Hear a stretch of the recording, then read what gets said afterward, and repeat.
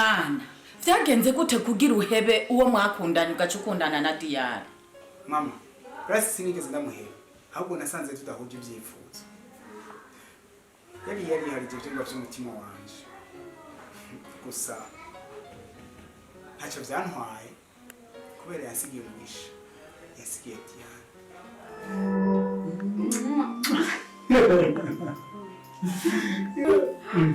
Ugadiye.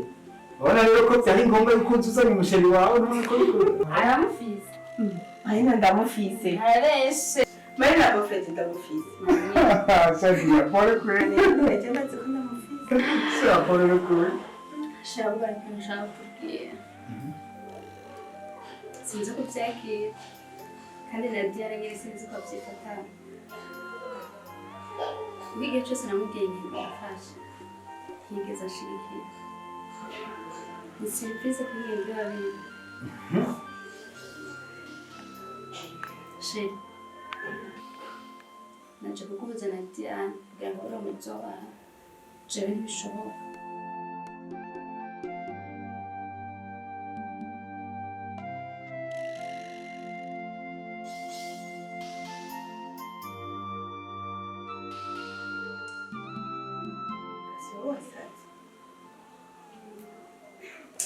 Diane muteye wanje ndamunzi.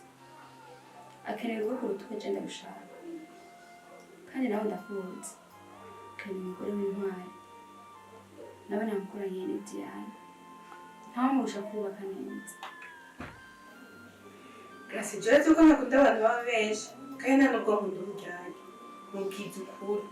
Marina bob. Sibyo uvuga ngo yaranze kubwira je nawe duhure ngo tuzobana. Ibyo ntabyo narinzi. Gusa icyo nanzi nuko atagikuyumva. Diane ndabyifuye ntabwo uko kutariko. She. Kandi kunazo ufise indoto kumva hamwe. Rero narose umuntu wa muri Amerika. Kandi arankunda afise n'amafaranga kukurusha. Niyo mpamvu nahisemo kuba muzana Diane. Kugira ngo bamuzoba ibyangombwa byamaze kuboneka. Ntimugotwe kuko nanje amahirwe sishaka kuyitesha kutse. Vuba ndafata rutemikire.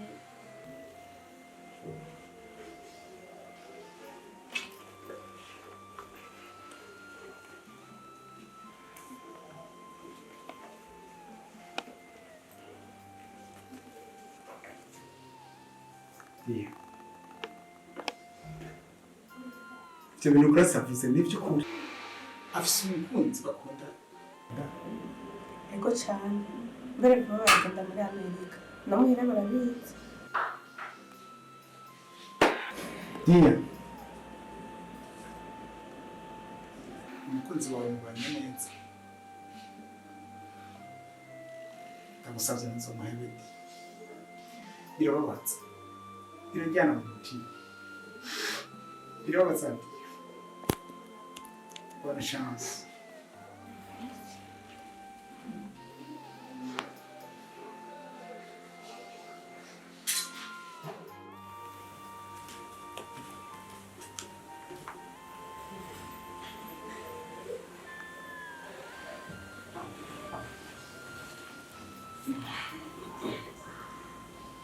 Ameze gute Grace? Harakomeye. Ubona atera akanakira. Basi ho ubona yakumije kagati cyangwa umukunzi we yaramutwaye umutima. Shapita. Nuko ibyo kugarukira nta birimo. Kuko umwanya wose biri mu mutwe wawe no gushika muri Amerika. Ndetse ntiyasinziriye yumvira indege gusa. Arenirutse ukuntu umukunzi wanje nari nifite ingene yamubwiye ntabwo kuyahura. Ncamubona ukuntu umukuru wanje yagusize umerewe. Niyo mpamvu narashitse hano kugira ngo ndaguhumurize. No kuyishapita ndagusabye wiyakire. Burya uwo wawe azoza. Kandi azizonezera. Erega nta kibera gusa. Hama ndazi ko utarafungura. Icyo gituma nihuguriye kukuzanira akajiro.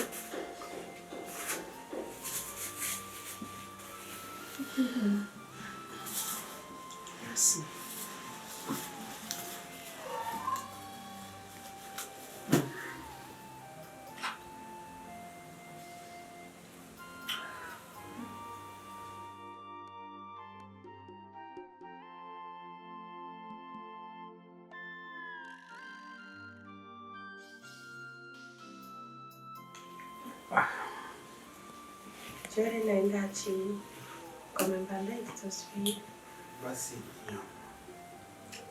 uzokongera basi narimo kuza kundamuza nzokwama nza gukuraba gushika igihe nzobona bimeze neza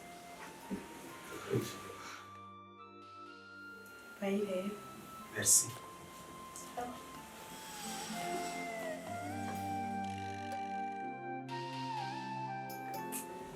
yeah oh twadodoye turabura uwo twugurira icyo turi akarere kuri nari mu cyumba ari ibintu ariko ndakora muri chambre vraiment tuzimane none ntabatetse sha biraguhanga wewe yaguhanga nimba ukeneye ibyo kurya byo mu nkono ku muserebateri ariko ntugire ikibazo hafi yari akabare ndabajyana ndabafate neza akabare jewe reka reka tito chateau fata bino biraya ni iby'ifiriti ugenda ubibota neza hama ibintu byose ndaza kugutegurira ubwira utume umushitsi oya reka nawe basi nukuri mwakoze kumgemurira reka nanjye ndabatekera oya yepita ubu ni umukozi nakuzaniye uramugaye kugira abaragufasha guteka muri iyi minsi ndazi ko bitakorera kuja gufungura basi bizapfuma bikumenyera ariko ubona hafi ni umukozi yahora akora iwacu yitwa Tito kandi n'umwana mwiza ndamwizeye cyane Tito nyaruka genda ubanguke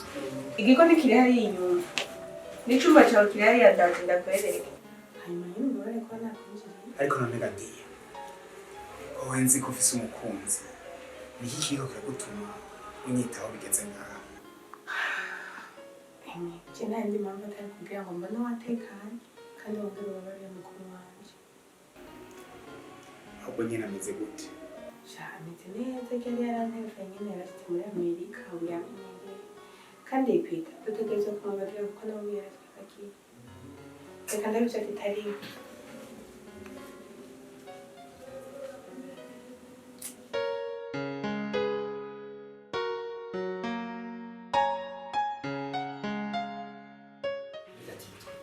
uravye neza umukobwa ngikorera yarameze gute bose umukobwa n'umwana mwiza n'abavyeyi bishimiye aho umwana witwa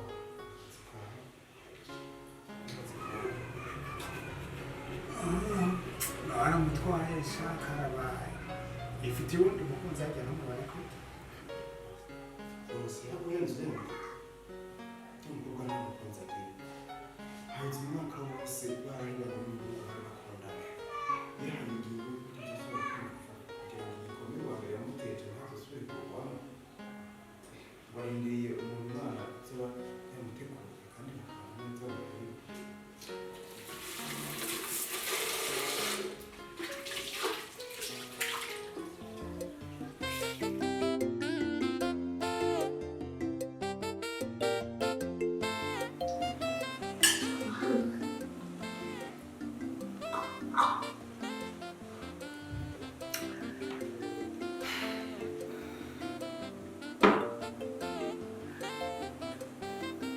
rero diya amajambo yose twavutse aratwa n'ijambo ririmo ngomba ndakubwira ariko mugabo numva ariko rirangumira kukubwira sinzi n'impamvu riko rirangumira ndiko ndibaza basi sinzi nimba nemerewe kubwira icyo ndagusaba bitari basaza igihe mu byo wasabye ikintu kugaragaza ngaho si ibyo wasabye kandi nabikwemeye gusa ntuzigura ariko icyo wasaba cyose ntucemeye aho rero ngo ufite uburenganzira bwo gukora icyo usabye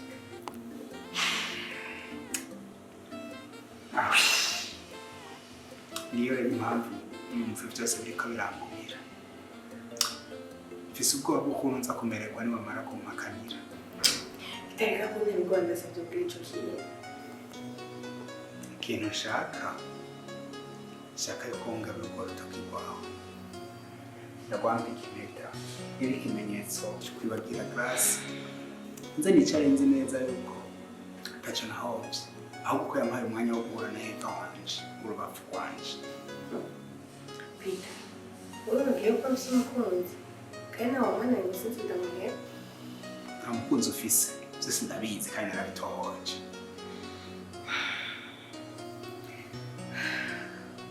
waratoje impamvu ntabwo ufise ego cyane ndetse nasanze njyewe nawe dusangiye uburibwe nitwe tuzi ko babazwa ukuntu bijyana ndagusabye kino kintu n'ikindi kubera wabusize mu cyobo please.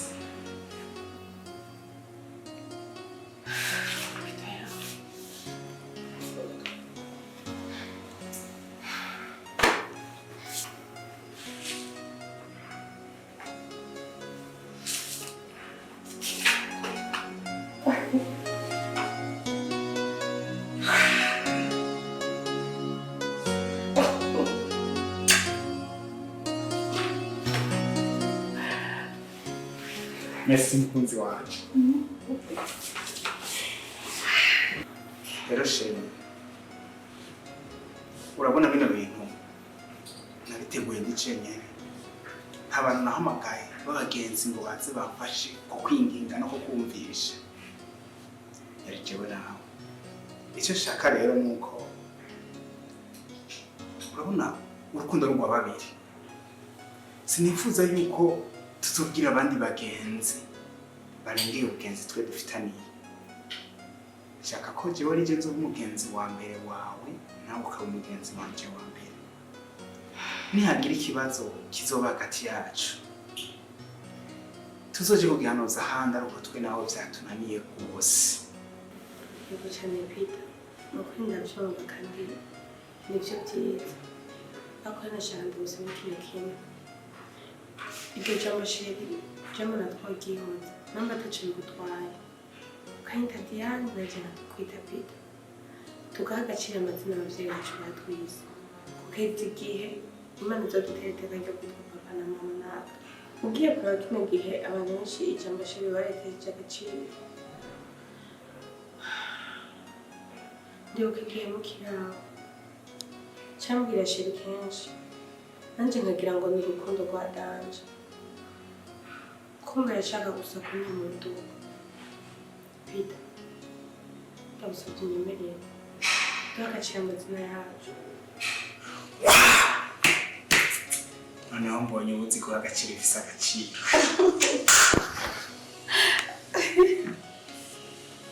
Yes.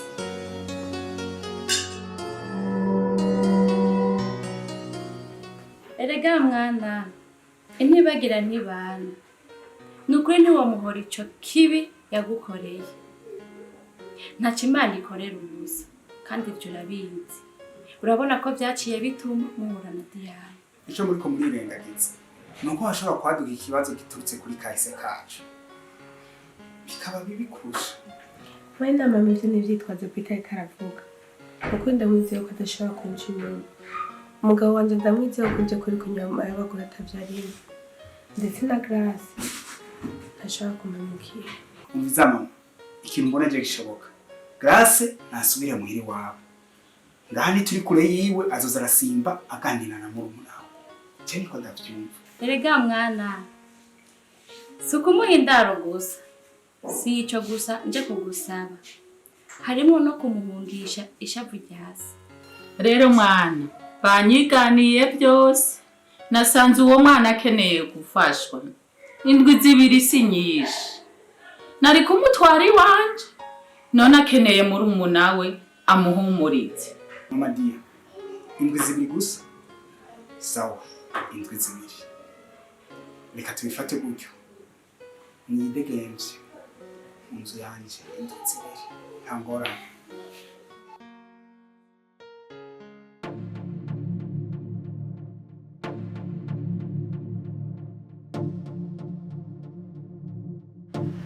None Peter ni kuvuga yuko urukundo ndakunda utarubona umutima wawe nyambara ikibuye. Umviza Grace nukomeza imikino nk'iyi ikirugo cyawe cyo kuba muri ino nzu kizorangira mu kwina bukwe. Attention Peter raba Diane ntawe uhari ndafise gukorera ivyo ari kugukorera hari ikibazo se. Diane ari ngaha mu mutima wanje menya yuko atamuntu yishobora kumusubirira. Peter ndagukeneye mu buzima bwanje kandi ivyo bimenye. Peter uriko urampatiriza gukoresha ingufu ico nzico sishobora kuva muri uru rugo ntarakwegukana.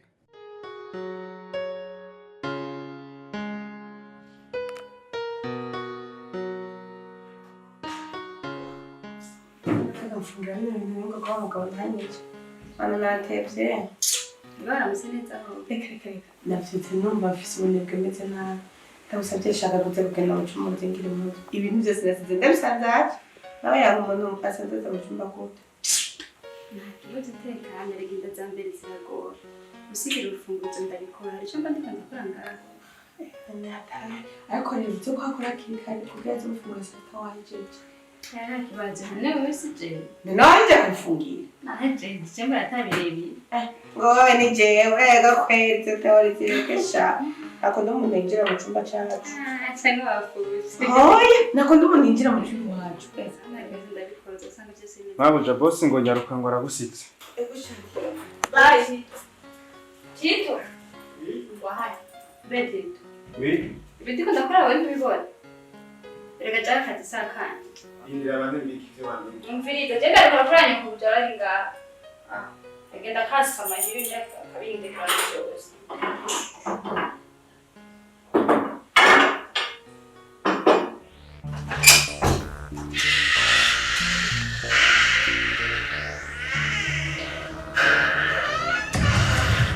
Serikali Harushe